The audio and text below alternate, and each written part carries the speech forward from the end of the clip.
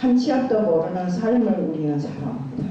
하지만 주님을 알고 주님께서 정말 성령을 보내서 성령 인도함으로 저희들은 갈 바를 알고 살아가고 있습니다.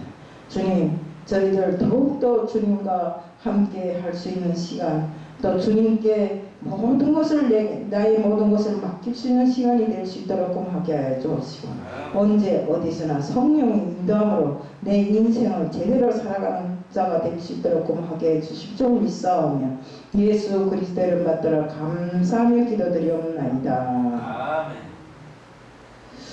우리는 세상에 나서 인생이라는 누구도 걸어보지 못한 이런 순례자의 길을 다. 내가 세상에 났을 때 내 인생을 압니까? 우리 앞날을 모르잖아요. 응? 아무도 모르는 미지세계를 개척하여 나가는 자에게 가장 필요한 것은 우선 좋은 안내자를 만나는 것입니다. 우리 지금까지 아무도 걸어보지 못한 우리 인생길에 좋은 일이 있는지, 위험한 일이 있는지, 무슨 복병을 만날지 아무도 모르는 길을 걸었는데 앞으로도 역시 그런 길을 걸을 겁니다. 이런 미지기를 인도해줄 안내자가 절실히 필요한데 우리 세상의 삶에서 그런 안내자가 있던가요? 없잖아요. 하지만 우리가 믿는 자들에게는 성령이 우리의 길을 인도해 주기 때문에, 네? 우리는 어디에 가서 무슨 일을 해야 할지 성령에게 물으면 다 알려줍니다. 네. 때문에 우리는 성령의 인도함을 받아야 됩니다. 개인이나 국가도 마찬가지입니다. 나라 정치가 엉망일수록 우리 올바른 지도자가 필요한데 지금 대한민국도 나라 안팎으로 풀어야 할 난제들이 너무나 많습니다. 또 국내 정치나 경제적인 안정, 남북관계에 관한 그 진정한 평화를 이루고 국제관계에서 잘 풀려나가는 이런 지혜가 필요한데 이런 때임에도 불구하고 지금 우리가 아주 뭐랄까 복잡한 시간을 보내고 복잡한 일을 지금 겪고 있잖아요. 신앙도 마찬가지입니다. 우리는 지금 영적으로 혼란기를 맞았어요. 안으로는 한국교회가 하나 되지 못하고 이단들이 득세하고 밖으로는 인권으로 포장된 동성애를 합법화시키려고 혈안이 되어 날뛰고 있습니다. 이런 때에 확실한 방향을 제시하고 인도해줄 지도자가 필요한 것입니다. 지금 우리는 굉장한 영적인 혼란기를 맞았기에 참된 영적 지도자가 절실히 필요한 이때입니다. 성경은 안내자를 소개하고 있습니다. 요한복음 16절 13절에 진리 성령이 오시면 그가 너희를 진리 가운데로 인도하시리니 그가 스스로 말하지 않고 들은 것을 말하며 장래일을 너희에게 알리시리라고 했습니다. 성령은 우리를 진리 가운데로 인도하시고 장래일을 알려주신다고 했습니다. 진리는 누구십니까? 바로 예수 그리스도인 것입니다. 요한복음 14장 6절에 보면 내가 곧 진리요 길이요 생명이라고 하셨습니다. 이는 성령께서 예수 그리스도를 알도록 인도하신다는 말씀입니다. 주님은 하나님께로 가는 길이 되시고 성령은 그 길을 인도해 주십니다. 또한 요한복음 14장 26절에 아버지께서 내 이름으로 보내실 성령께서 너희에게 모든 것을 가르치고 내가 너희에게 말한 모든 것을 생각나게 하리라고 했습니다. 그러므로 우리는 모든 일, 내가 가야 할 그 모든 길을 성령께 반드시 물어야 됩니다. 성령이 인도하는 길은 가장 안전한 길이고 평안한 길이며 천국까지 보장된 길입니다. 신앙생활을 하면서 가장 행복한 시간은 성령이 충만한 시간입니다. 성령이 충만해서 정말 나하고 주님이 함께 동행한다는 그 주님이 임재함을 인식한 그 시간이 가장 행복한 시간입니다. 성령의 임재랑 구원받은 성도들이 성령의 감동으로 하나님과 친밀한 교제를 가지는 그 시간입니다. 특히 예배할 때 성령이 임합니다. 우리 주님께서 뭐라 했습니까? 2명 이상 모인 곳에서는 나도 있을 것이라 했잖아요. 그렇기 때문에 항상 우리는 우리가 예배 드릴 때 주님께서 함께 하신다는 것을 알아야 됩니다. 영성이 있는 찬양과 기도할 때 성령의 임재를 경험하게 되는데 사무엘상 1장 13절에 한나가 속으로 말하며 입술만 움직이고 음성은 들리지 아니하므로 엘리는 그가 취한 줄로 생각하는지라.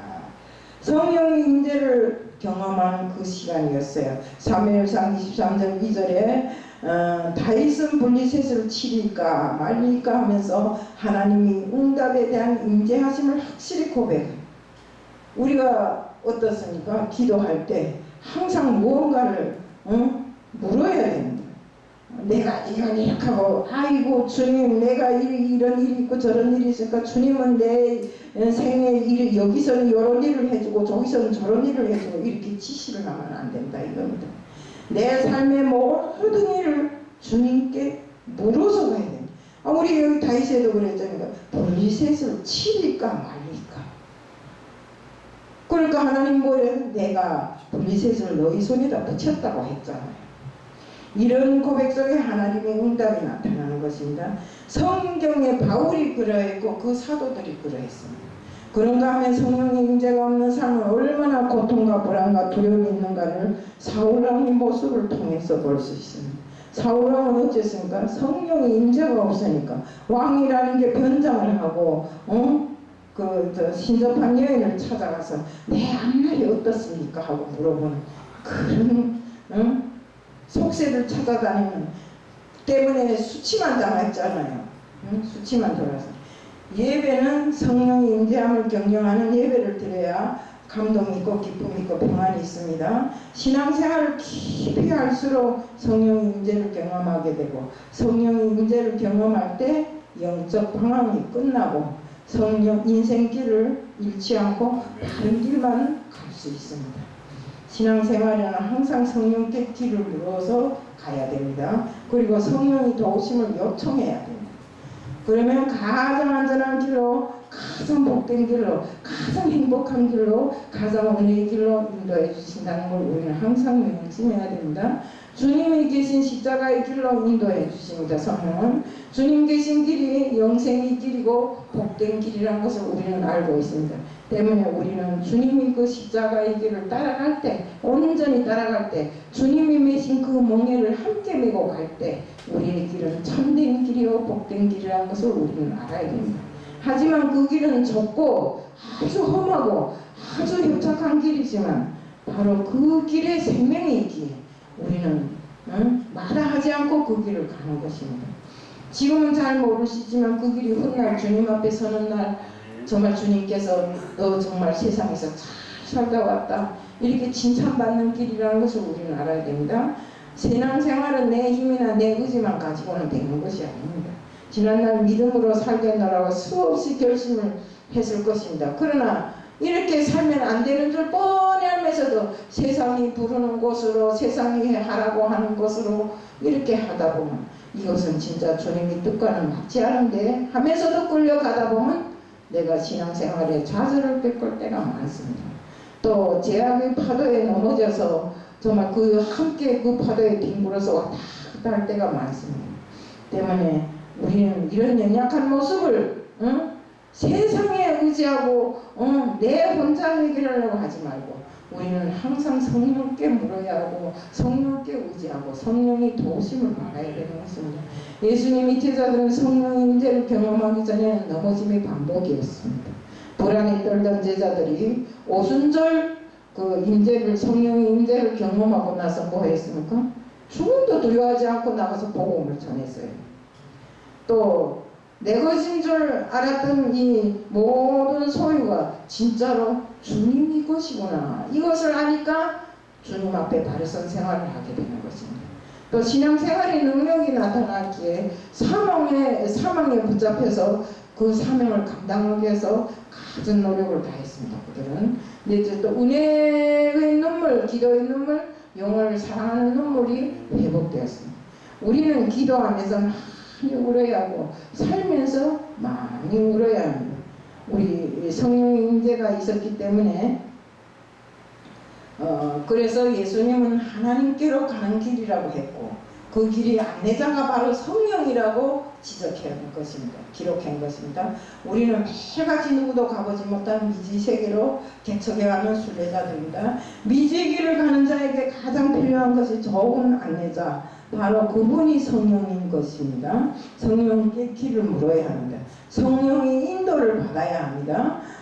우리 로마서 8장 26절에 이와 같이 성령도 우리 연약함을 돕시나니 라고 기록되어 있습니다.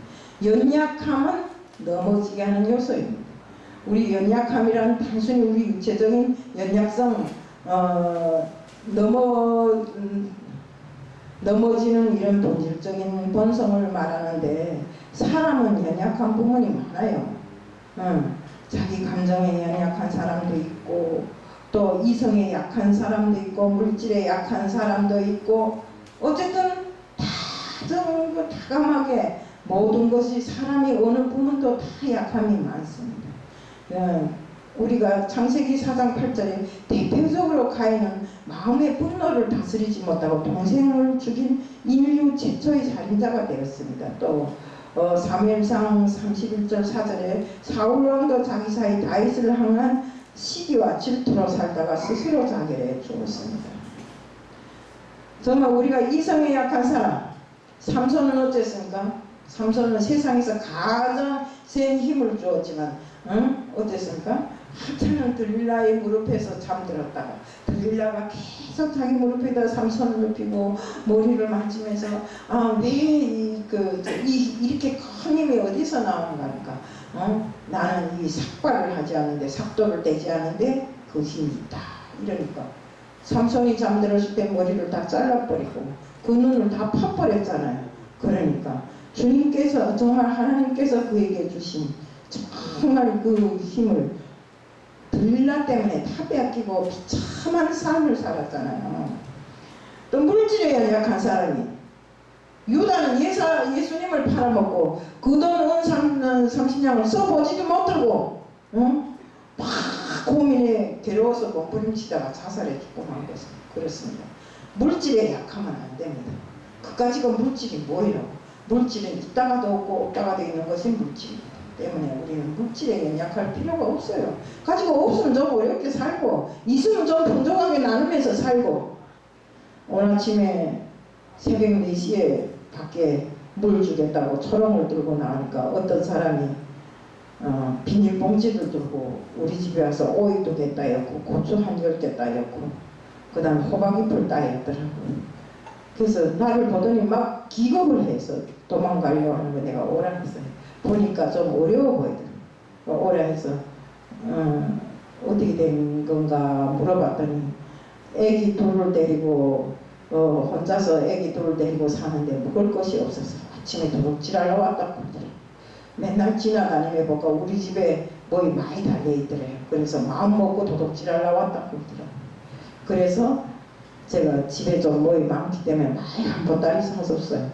그때는 감사합니다. 아줌마 감사합니다 하다가 어떻게 돼서 누가 나를 목사라고 부르니까 목사님 진짜 감사합니다.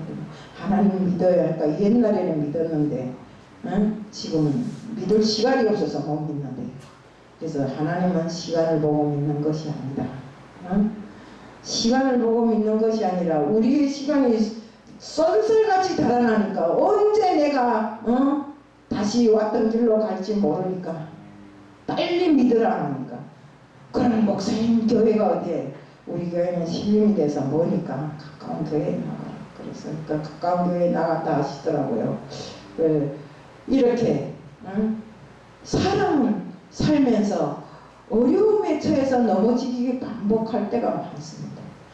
그렇지만 우리가, 하나님은 우리에게 모든 걸 다 주셨지 않습니까? 저 하나만 놓고 보세요. 제가 옛날 같으면 굶어 죽어야 할 처지에 있었을 사람이지만 하나님이 이렇게 불러다가 점 찍어서 딱 찍어갖고 딱 옮겨서 좌표를 옮겨서 한국에 갖다 놓고 저에게 풍족함을 주고 살아가는데 하나도 모자라는 것이 없이 이렇게 살게 해주시잖아요. 우리는 정말 이렇게 주님을 믿으면 주님은 우리에게 덧없는 삶을 살게 하는 것이 아니라 항상 주님으로 인해서 풍족하고 즐거움과 희락에 넘치는 삶을 살게 할 수 있다 이겁니다. 저는 돈이 없고 물건이 없고 뭐 이래도 항상 즐거워요. 왜? 주님 찬양 부르면 앉아서 주님 찬양 부르면 사람들이 문 앞에 와서 왔다 갔다 하면 이 집에서 찬양 소리가 나네 막 이래요. 그거 얼마나 즐거워요. 그래서 우리는 항상 하나님의 뜻을 쫓아 사는 것이 우리들의 삶의 기본입니다. 성령은 우리를 하나님 뜻 가운데로 인도하기에 정말 항상 우리에게는 평안이 있고 성령의 보호하심이 있는 것입니다. 하지만 성령에 실패한 사람들의 공동점을 쫙 이렇게 합쳐보면 그들은 항상 주님의 뜻에서 벗어난 사람들이 이렇게 삶의 실패를 했다고 하시더라고요. 철로를 벗어난 기차가 탈선하듯이 우리가 아버지 뜻을 떠나서 살면 우리는 삶에서 실패의 원인이 되는 것입니다. 요나서 1장 4절에 보면 요나도 하나님의 뜻에 불순종하다가 풍랑을 만났습니다. 왜? 니느웨에 가서 너희들 회개하라 하고 소리를 치라 했는데 니느웨 식구들이 얼마였습니까? 12만 명이잖아요. 그 12만 명을 아끼신 주님 하나님께서 요나에게 너가 가서 회개하라고 했는데 회개하자 자기 족국이라고 생각하고 회개하지 않고 다시스로 도망치다가 풍랑을 만나서 바다에 던지우게 되니까 큰 고기 뱃속에 들어가 살 동안 회개하고 다시 나왔잖아요. 이렇게 정말 물고기 뱃속에서 요나가 부르짖을 때 주님께서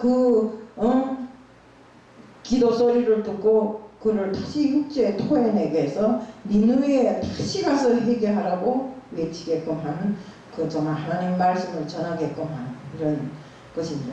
이게 요나의 마음대로 되는 일입니까? 절대로 안 됩니다. 요나가 아무리 뺑소니 치고 자기가 주님의 낯을 피해서 숨어버리려고 해도 안 되는 것이 바로 인간의 약점입니다. 때문에 우리는 항상 성령의 인도하는 하나님께서 뭐라고 나에게 지시를 하면 그것을 무조건 듣는 이런 사람이 되어야 됩니다. 저도 옛날에는 많이 그랬어요. 뭐라고 성경책에서 그게 왜 그래? 그럼 진짜야? 거짓말 아니야? 뭐 이런 식으로 하면서 사무엘상 15장 19절에 보면 사울도 하나님의 뜻을 떠나 목소리를 청종하지 않았기에 버림을 받았습니다. 창세기 33장 19절에 야곱도 베델로 가야 하는데 도중에서 세겜에 머물렀다가 고난을 당했습니다. 하나님을 바로 섬기는 것은 하나님의 뜻에 초점을 우리가 맞추는 것입니다. 성령이 우리를 하나님 뜻 가운데로 인도해 주시도록 도심을 요청해야 됩니다. 요한복음 14장 26절에서 성령이 오시면 모든 것을 가르쳐주고 모든 것을 생각나게 하신다고 했습니다.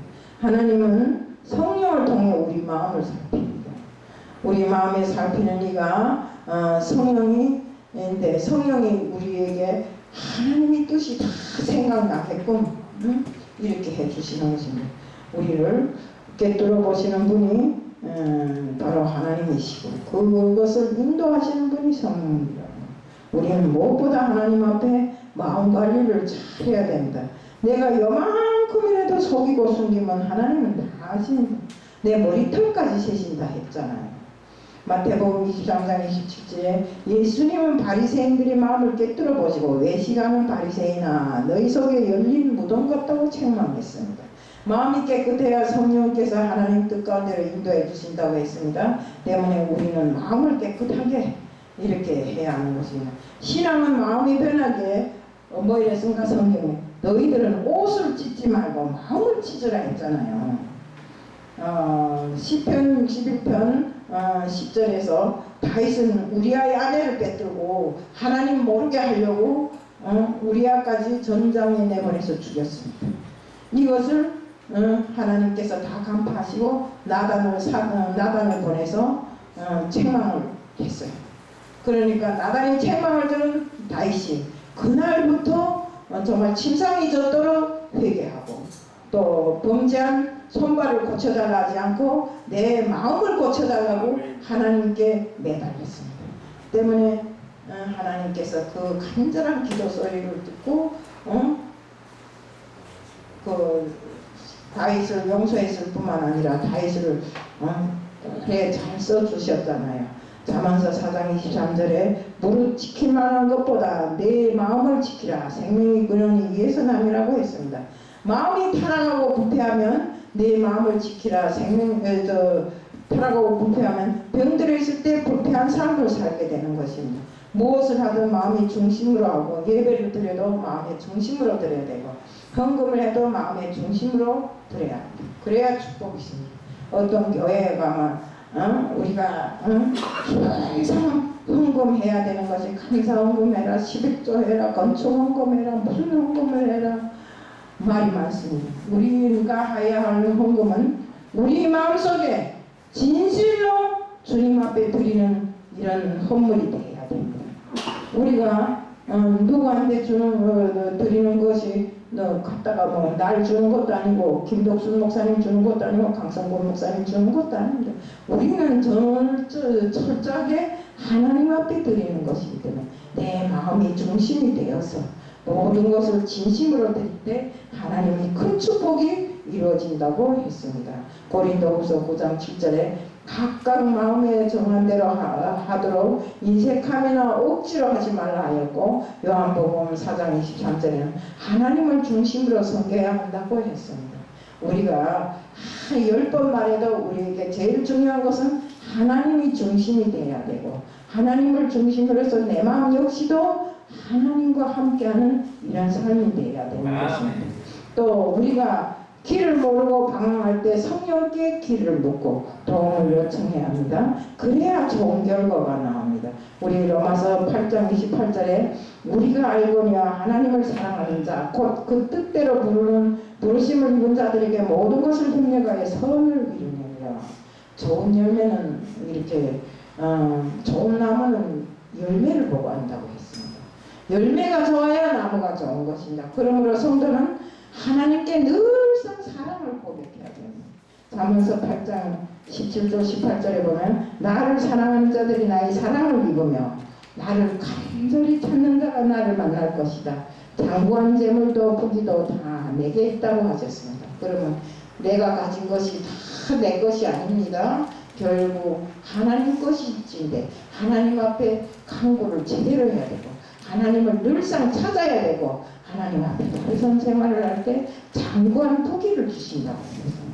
하나님을 사랑하는 자가 정말 우리가 신앙은 방법을 찾는 것이 아니고 하나님을 찾는 것입니다.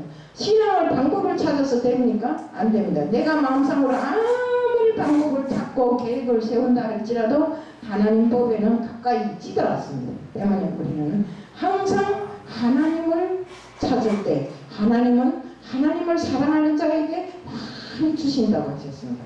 하나님은 모든 것을 협력하여 선을 이루시는 분이십니다. 잠언서 8장 28절에 우리가 알거며 하나님을 사랑하는 자 그 뜻대로 부르심을 입은 자들에게는 모든 것이 협력하여 선을 이루느니라. 부르심을 입은 자는 예수를 믿는 성도들을 말하는 것입니다. 즐거움과 고통과 고난을 협력하여 선을 이룰 때 창조의 목적대로 살게 하시는 것입니다. 우리가 뭐라니까 기쁨은 나눌수록 커지고 슬픔은 나눌수록 덜어진다 하잖아요. 그것처럼 우리가 세상에도 이런 것이 있는데 우리 하나님 뜻 안에서 서로 협력해서 기쁨과 즐거움을 함께 메고 나가고 함께 안고 나가는 저희들이 되어야 되는 것입니다. 하나님은 여호와의 아픔도 알고 계셨습니다. 욥기서 33장 29절 30절에 하나님이 사람에게 이 모동을 행하신 그 영혼을 구렁텅이에서 돌이키고 생명의 빛으로 그에게 비추려 하심이라. 이사야서 38장 9절부터 19절의 내용을 보면 히스기야는 하나님께 내게 큰 고통을 더하신 것은 내게 평안을 주려 하심이라. 주께서 나의 영혼을 사랑하사 멸망의 구렁텅이에서 나를 건지셨도다 라고 했습니다. 히스기야가 죽을 병에 걸렸다고 할 때 히스기야가 침상을 적시면서 하나님 앞에 간구하고 회개하였더니 어쨌습니까? 15년이라는 긴 시간을 더 허락해 주셨습니다. 자기 관점에서, 그리고 우리는 항상 자기 관점에서 남을 함부로 평가하면 안 됩니다. 시편 119편 71절 72절에 보면 고난을 당하는 것이 내게 유익이라 다른 이로 인하여 내가 주의 윤례를 배우게 되었나이다. 내 관점에서 다른 사람을 평가단 실수하기가 쉽습니다. 때문에 진정한 평가는 하나님만 할 수 있습니다. 지금 안 되는 것 같고 고난 속에 헤매는 것 같지만 지금 가만히 보면 너는 실패한 사람 같다 이렇게 하지만 결국 하나님의 축복은 어떻습니까? 고난 뒤에 있다. 응? 내게 고난을 주신 것은 더 큰 축복을 주시기 위해서 고난을 주는 거라고 우리는 생각하면 되겠습니다. 고린도전서 6장 1절 5절부터 내용을 보면 사도 바울은 음행하는 자를 사단에게 내어주었으니 이는 육체는 멸하고 영혼은 주님 앞에 주님 날엔 구원을 얻게 하려 함이라 이렇게 말했습니다. 사람은 환경만 보고 함부로 평가해서는 안 됩니다. 성경에 요셉이 애굽으로 팔려갈 때 오해를 받고 감옥에 들어갈 때도 사람들이 이젠 저 요셉은 끝장났어 그랬지만 어땠습니까? 그가 애굽의 총리로 가는 길이 바로 그 길이었어요. 우리 정말 요셉이 애굽 총리가 되는 지름길이 바로 감옥에 들어가는 길이었고 팔려가는 길이었더라 이거. 다니엘이 불속에 던져지고 사자 불속에 던져졌을 때 그 인생이 끝났다고 하지만 바벨론에서 그가 제2인자로 됐잖아요. 왜요? 하나님이 살아계심을 증거했잖아요. 사자의 입을 막았고 불이 그를 머리털 하나 거슬리지 못하게 하시니 바로 주님의 능력이고 주님이 그를 사랑하였기에 그를 구해주셨던 것입니다. 맹인이 지팡이 없이 한 걸음도 온전히 갈 수 없는 것처럼 진정한 신앙의 길은 반드시 성령의 인도함이 있어야 갈 수 있는 것입니다. 나는 내 혼자 갈 수 있어. 내가 제일인데 뭘 성령은 뭐 이렇게 하는 사람은 절대로 주님 앞에 바로 선 삶을 살 수가 없어요. 그것은 자기 자신이 교만과 교만에 빠져서 절대로 주님이 사람으로서 일을 제대로 할 수 없는 것입니다. 우리 성령의 안내가 없이는 절대로 우리가 천국으로 갈 수 없다는 것을 우리는 알아야 됩니다. 왜? 진리는 그리스도이기에 예수 그리스도는 하늘 가는 길이고 영생 가는 길이고 천국으로 가는 길이기 때문에 우리는 예수 말고는 다른 길이 없어요. 사도행전 4장 12절에 천하 인간에게 누구에게도 구원을 얻을 만한 다른 이름을 주신 적이 없다고 했습니다. 성령은 우리를 진리 가운데로 인도하시기 위하여 이 시간도 운행하고 계십니다. 이 자리에서 지금 운행하고 계십니다. 오늘도 영원한 인생길에 안내자가 되시는 성령님께 길을 물으면서 도움을 요청하면서 앞으로 삶을 살아가기를 축원합니다. 사랑의 하나님 아버지 감사합니다. 성령의 인도함으로 저희들이 바른 길을 갈 수 있고 영원한 천국으로 가는 길을 개척할 수 있다는 것을 알게 하여 주시옵소서. 오늘 이 시간도 주님 앞에 맡겨오며 예수 그리스도를 받들어 감사하며 기도드리옵나이다. 아멘.